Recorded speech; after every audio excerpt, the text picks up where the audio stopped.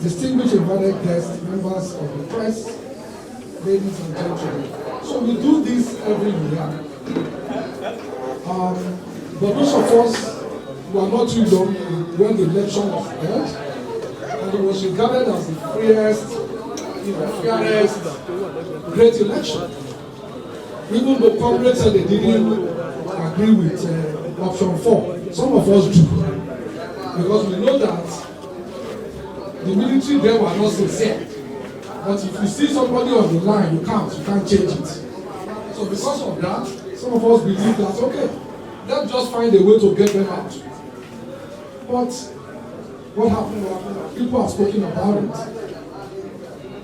And why it's important to say this is because at that time, a lot of us lost hope about our country. We believe that, what is going on with Nigeria? Is it that we are cursed? Why can't we do things? This is a great election. Why would the military stop it? But we must appreciate Muhammadu Buhari, who recognized officially that election, who recognized June 12th officially, and gave our father the title GCFR, which is the highest honor that this country can bestow on everybody. So we must thank him.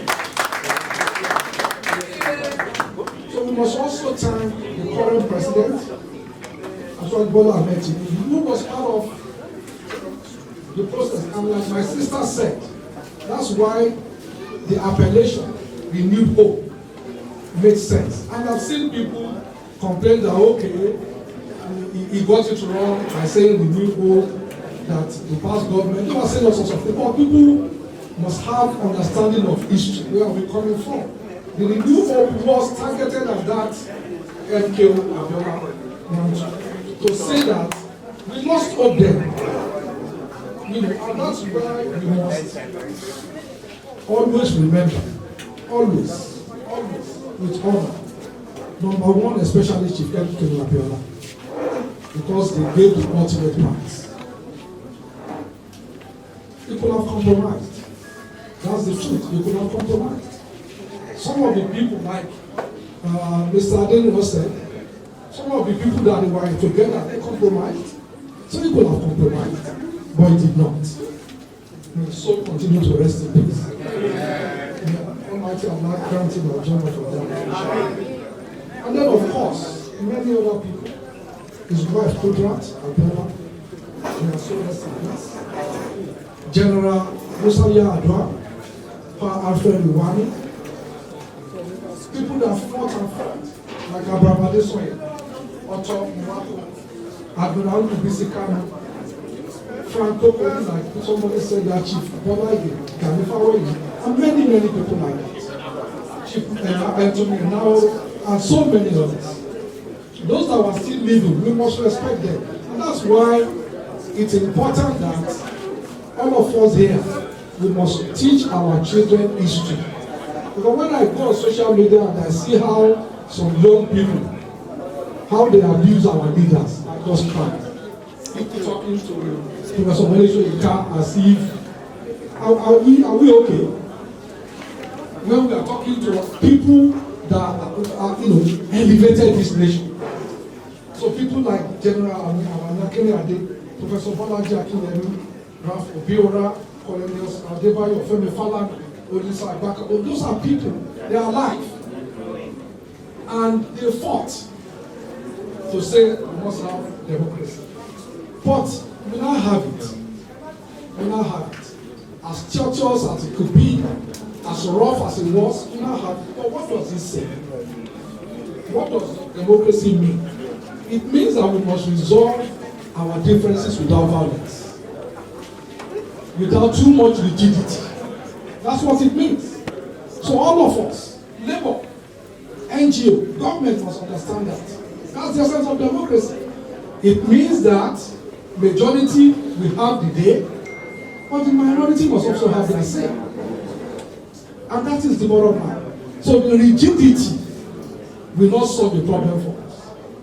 It's for us to sit down and listen to ourselves and agree on where we are going and how we get there.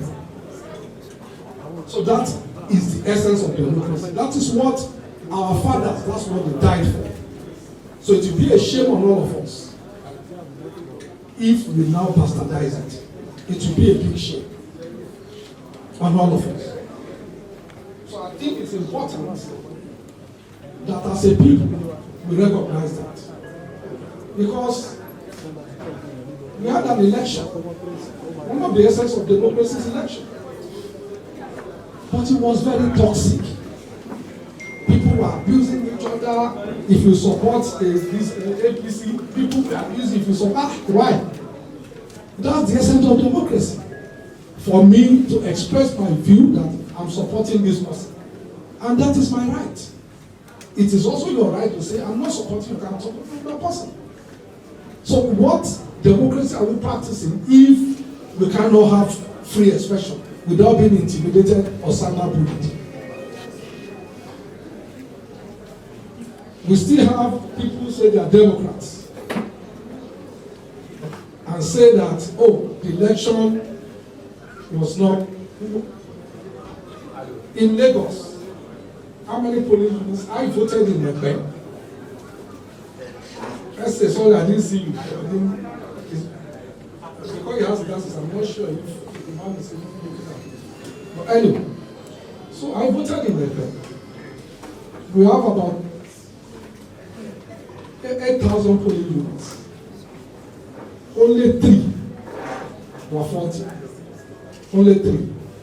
That Beaver State. And 2 was replaced immediately within an hour. The third one, they have to go and bring the replacement. Now, if I did an exam and I scored 99.2%, have I not right? Am I God? Now, so when people say, and I've listened, so we must say it. I've listened to people say, oh, because of IRF.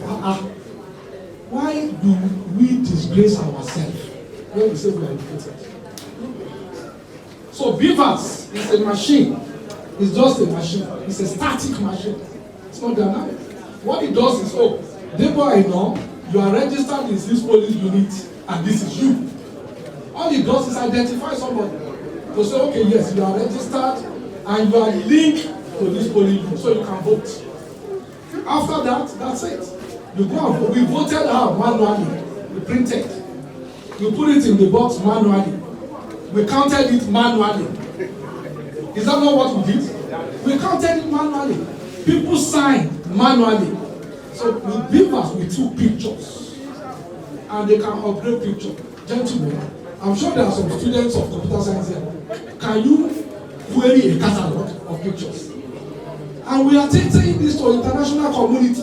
They are looking at our Nigerians holding Mobile. System keep this in our memory, and it is important.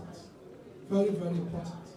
Because if we forget our source, they will say we value Odo to that glory soul.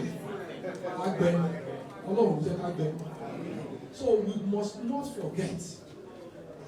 That's why we must thank you, Alaja, we must thank you.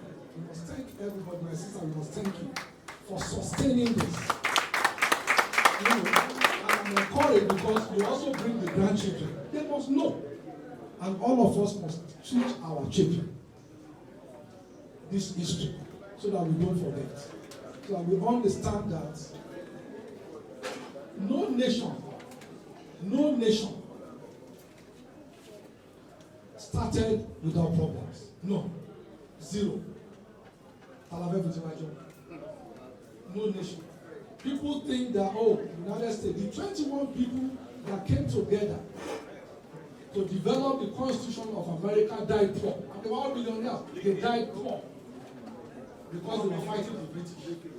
British then, they should come and value them. But today, and they have their problems. The South fought the others because they didn't want to stop slavery. Some people said, no, we must stop slavery. They went into war.